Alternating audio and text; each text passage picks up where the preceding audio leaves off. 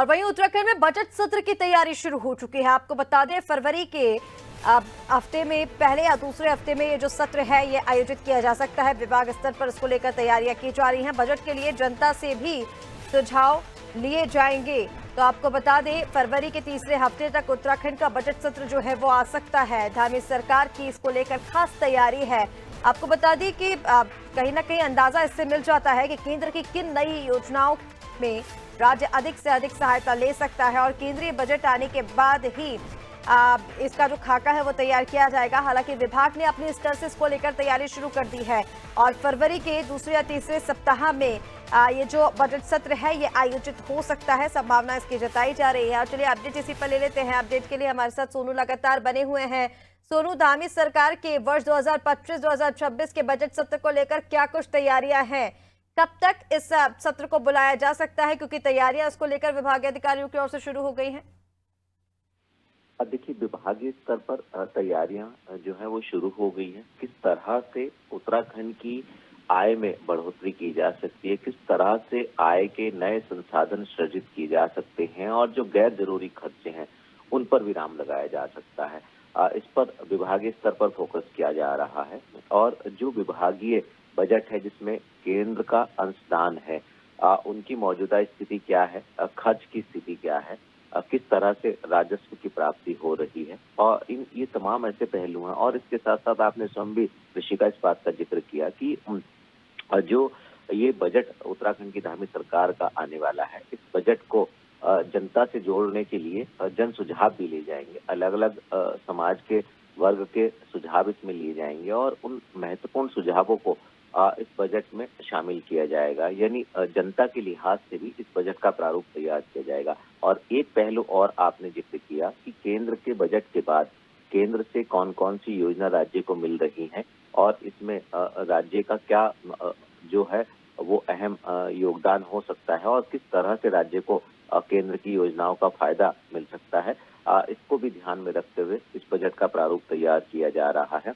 अब मंथन का सिलसिला विभागीय स्तर पर शुरू हो गया है और जो प्रक्रिया है बजट से संबंधित उसको आगे बढ़ाया जा रहा है। और ये भी देखना होगा कि ये जो बजट सत्र आहूत हो रहा है फरवरी माह में, जिसकी संभावना व्यक्त की जा रही है, ये क्या राजधानी देहरादून के विधानसभा में आहूत होगा सत्र, या फिर जो ग्रीष्मकालीन राजधानी उत्तराखंड की है भराड़ीसैंण गैरसैंण, क्या वहां पर ये सत्र आहूत होगा? एक पहलू और इस बजट सत्र से जुड़ा हुआ है।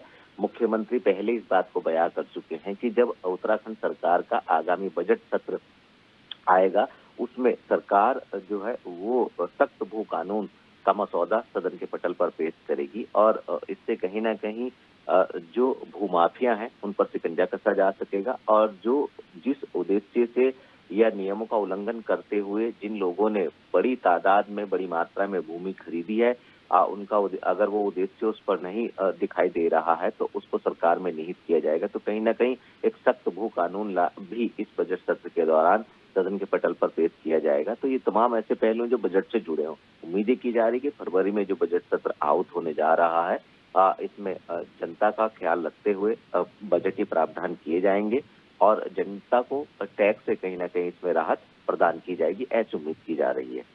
बिल्कुल सोनू, जिस तरह से आपने बताया, देखिए केंद्रीय बजट के प्रावधानों से ही राज्य को अपना बजट तय करने में काफी ज्यादा सहूलियत मिल जाती है। जिस तरह से आपने भी इसका जिक्र किया कि अगर कोई केंद्र की योजनाएं हैं तो उस हिसाब से खाका तैयार किया जाता है कि कैसे उसका लाभ हम उत्तराखंड राज्य में ले सकते हैं।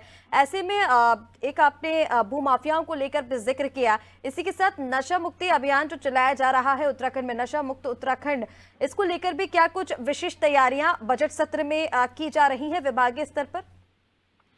देखिए, ये बहुत अहम पहलू है क्योंकि सरकार के मुखिया और जितने भी सरकार के कैबिनेट मंत्री हैं, यहाँ तक कि कई बार राज्यपाल ने भी अपने सार्वजनिक जो कार्यक्रम है उनमें इस बात को मैसेज के तौर पर देने की कोशिश की है कि जो देवभूमि उत्तराखंड है इसकी जो एक धार्मिक छवि विख्यात है, ऐसे में जो उत्तराखंड का युवा नशे की लत में दिखाई दे रहा है, इसको कैसे देवभूमि को नशा मुक्त प्रदेश बनाया जाए। और इसके लिए जब अभियान चलाए जाते हैं, जब जो नशा मुक्त केंद्र हैं वो सरकार के स्तर पर भी अस्तित्व में लाए जाते हैं और जो कर्मचारी और अधिकारी विशेष तौर पर जो इस अभियान को सफल बनाने के लिए नियुक्त किए जाते हैं। निश्चित तौर पर कहीं ना कहीं इसके लिए बजटीय प्रावधान भी होते हैं और बजटीय प्रावधान में राज्य सरकार अपने स्तर से भी बजट के प्रावधान करती है और जहां आवश्यकता होती है मादक पदार्थों की तस्करी हो या फिर इसके अलावा जो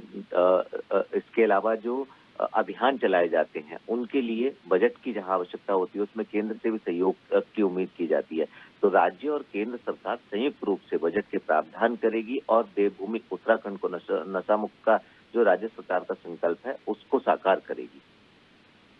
बिल्कुल सोनू, लगातार इसको लेकर चर्चाएं भी की जा रही हैं। हालांकि देखना होगा कि क्या कुछ बजट सत्र में विशेष देखने को मिलेगा। फिलहाल तमाम जानकारी के लिए शुक्रिया। बने रहिए हमारे साथ, आगे भी आपसे अपडेट लेंगे। तो आपको बता दें, बजट सत्र को लेकर उत्तराखंड में तैयारियां शुरू हो चुकी हैं। विभागीय स्तर पर इसकी तैयारियां शुरू हो गई है। बुनियादी ढांचा इसका बनना शुरू हो चुका है। हालांकि केंद्र का जब बजट आ जाएगा उसके हिसाब से इसका खाका भी तैयार किया जाएगा कि कौन सी ऐसी योजनाएं हैं जिसका लाभ जो है वो ज्यादा से ज्यादा उत्तराखंड राज्य में लिया जा सकता है। हालांकि फरवरी में ये सत्र आयोजित हो सकता है। फरवरी के या दूसरे या फिर तीसरे सप्ताह में बजट सत्र आने की संभावना है।